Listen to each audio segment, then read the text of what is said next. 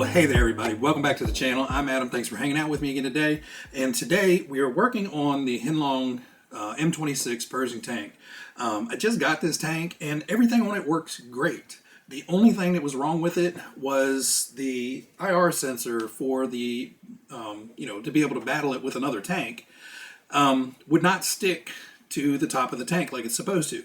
So if you guys aren't familiar, basically you can run the tank in normal mode without the IR receiver on it, and it looks super scale and super realistic. But if you want to have two of these tanks battle out with each other, it actually uses this little infrared signal or receiver beacon on top. And what it does is you open up the one hatch on the turret and there's a little plug in there. You plug this wire into it, and then this little beacon receiver just magnetically attaches to the top of the tank, and there's a faint little ring denoting where to mount it to. Well, I got two tanks. I got the Walker Bulldog and the Pershing, and the Bulldog worked fine. You stuck the IR receiver near it and it just sucked it right down and stuck to the top of the tank, no problem. This one would not do it. So I assumed what happened was the little magnet inside of the tank had come loose and fallen out, and sure enough it did. I wanted to put this out there for you guys. If you are having issues with your tank and want to know how to take it apart and work on it, it's really not that bad. So if you roll your tank underneath, you'll have 6 screws. There's 2 in the front, 2 in the rear, and 2 kind of midway down. There's a 7th hole back here that is kind of off-centered and kind of in the middle of nowhere. You don't have to take that one apart. What that extra screw is holding is your little smoke unit back here. It's like the reservoir for the smoke unit. That's what that little screw is holding down back there. So you don't need to take that one out. It's basically 6 screws. There's 2 here, and 2 kind of towards the front, but on the outside edges. Once you have those 6 screws undone, the tank lid will pop right off. Now, each one of them is going to be a little bit different, I'm sure. On the Pershing, you kind of have to lift the top off and slide it forward as these little brake or rear tail lights hold the body from coming straight off. So you actually have to tilt the front up and slide it forward, and then you can rotate it off. Now, when you pull the lid off of this thing, don't go ripping it straight off. There is a ton of wiring that is going to be connected to your control unit. And this is controlling the turret rotation, the turret elevation, or the barrel elevation, your airsoft launch, and all of that stuff is all being wired in through here, plus the LEDs for the front of the tank are all wired into this box. So before you unplug anything, take pictures to denote what holes and what color wires are going in where. Now, once you have that off, I had to actually take the turret off of the tank, and it's really simple to do. Basically what you want to do is there's a little wire strap here holding the wiring in. You want to undo the wiring off of that wire strap, and there's a zip tie back here that is holding all these wires together. Now, I only zip tied these together temporarily after I took it apart, just so they were not spreading apart and coming undone. So I'll zip tie these back together here. But basically, once you have it undone, there's 3 silver screws that are holding the turret gear onto it. This is your drive box for that turret gear. You take those 3 screws out, and basically the turret and the ring gear will separate.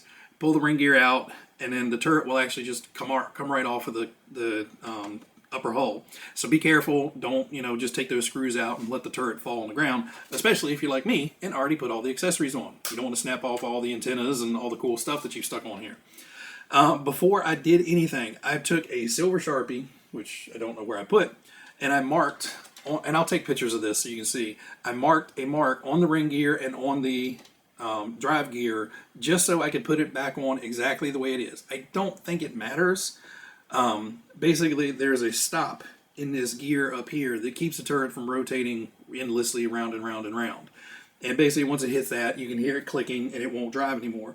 And the reason they do that is because you don't have an endless amount of wiring here. So if you keep rotating it around and around and around, you're going to start pulling stuff out of your control board. So that's why they limit you to the 350 degree range or whatever, just so those wires have plenty of room to rotate around, give you realistic action, but not rip it out of the board.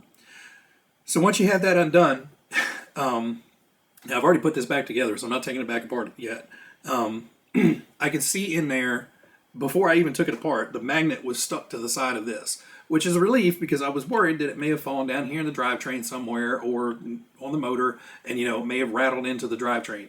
The drivetrain is actually sealed up in here, so you don't have to worry about that. But I saw the magnet sitting in there, so I knew exactly at that point my suspicions were correct.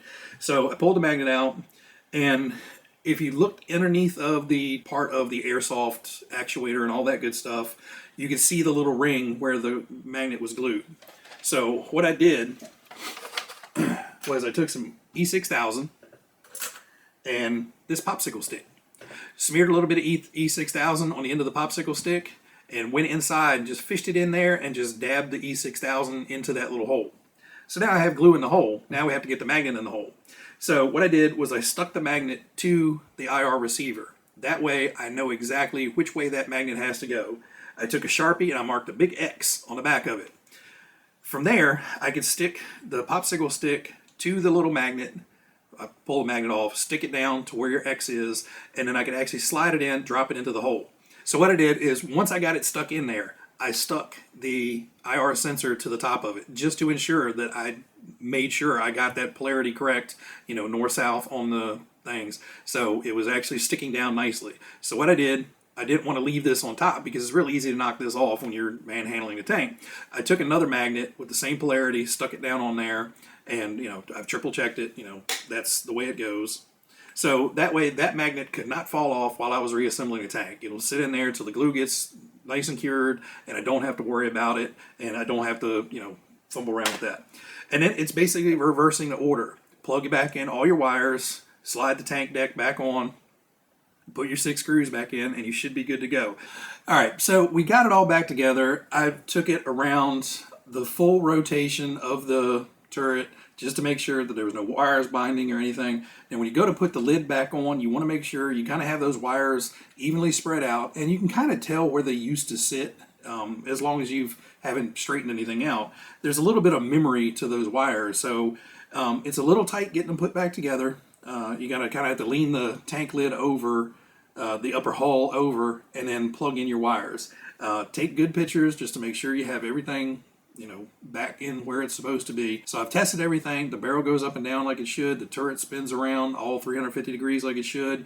I don't hear any binding or struggling when it's trying to turn. So turn the volume down when you're doing your test to make sure you can hear that it's not, physically binding or slowing down that motor.